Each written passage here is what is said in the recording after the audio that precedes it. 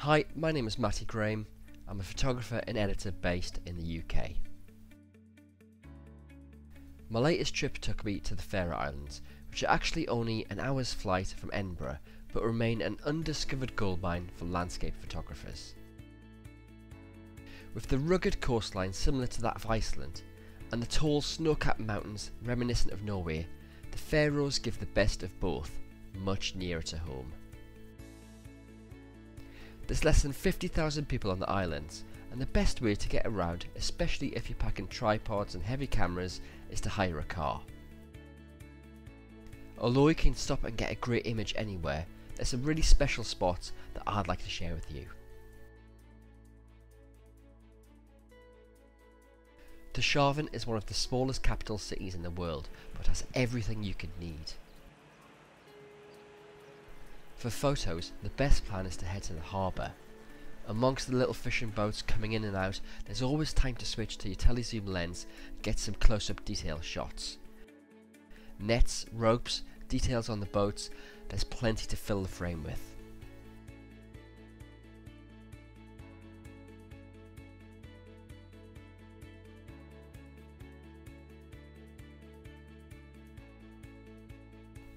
Saxon is an amazing location on the island of Streymoy and takes around an hour to reach from the capital Tórshavn. A picture-perfect church sits on a hill overlooking a lake and flanked on each side by mountains. With a waterfall running down into the lake, you could spend hours here and not set up the same composition twice.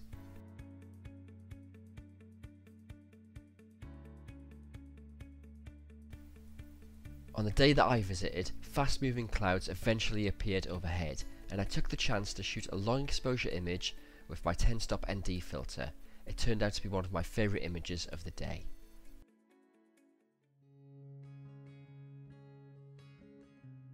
If you have a head for heights and good cardio, Slættaratindar is the highest peak on the Faroe Islands.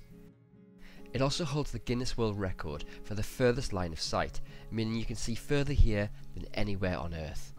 Climbing when snowy was incredibly difficult and not for beginners, but the view was perfect for shooting a multi-image panoramic. I used Lightroom to merge my files together.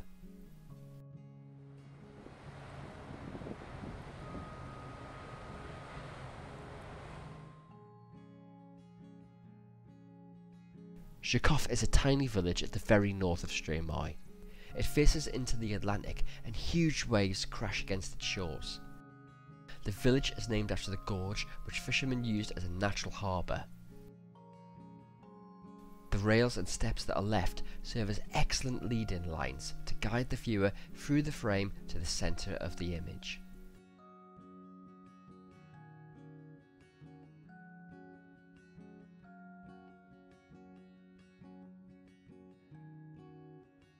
Lake Sjávarða is where the Faroes get really wild.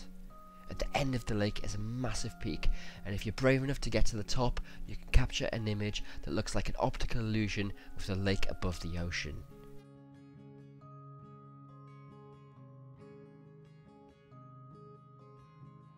It gets windy, really windy. In fact, the wind will knock your tripod clean over, so it's a good idea to hang your bag from the centre column as extra ballast.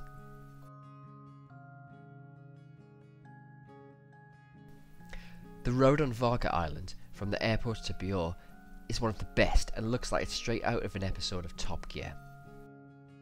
There's so many places to stop and grab some great landscape images as waterfalls roll down the side of hills into the waters below. I found that including a road, car or even a person helps add a sense of scale to the scene and can deliver a much needed personal touch to your images. Gossadulla is the jewel in the crown of Faroe Island locations, and one that's only fairly recently come onto the radar. Until the road tunnel was built in 2006, the village was only accessible by boat or over a high mountain pass. Now you can drive straight into the village and fill your memory card with images of the amazing waterfall set against the mountains. An ultra-wide lens is a great choice for this location to get the waterfall and the tall mountains in the backdrop into one frame.